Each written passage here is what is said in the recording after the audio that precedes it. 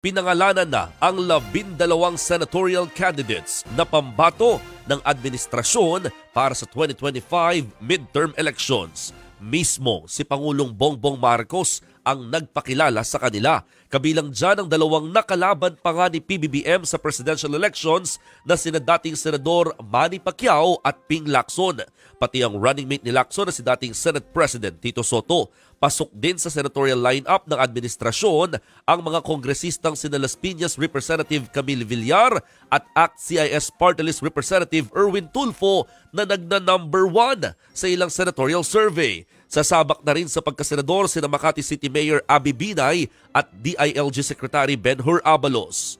Bukod sa kanila, pambato rin ng administrasyon ng mga re-electionist gaya ni na Senators Pia Cayetano, Lito Lapid, Bong Revilla, Francis Tolentino at presidential sister na si Amy Marcos. Ang mga kandidatong yan ay galing sa 5 political parties na lumagda ng manifesto para maging bahagi ng iisang koalisyon. Yan ay ang alyansa para sa bagong Pilipinas sa pangunguna ni Pangulong Marcos Jr. Kapansin-pansin namang sa 12 senatorial candidates ay inendorso ni PBBM, tanging ang kapatid niyang si Senator Amy ang missing in action.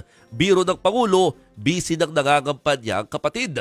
Matatanda ang kamakailan lang ay sinabi ni Vice President Sara Duterte na sa mga magkakapatid na Marcos, si Senator Amy lamang ang kaibigan niya mula pa noong 2012.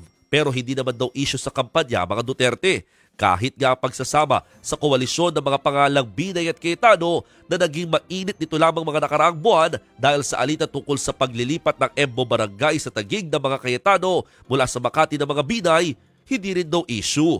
Ilan din sa mga kasama sa koalisyon ay minsang nakalaban na nga ni PBBM sa eleksyon. Sa ngayon, wala pang sinasabi ang Malacanang kung sino ang ipapalit nila kay Abalos bilang kalihim ng DILG oras sa magbitiw siya sa gabinete kasabay ng paghahain ng Certificate of Candidacy.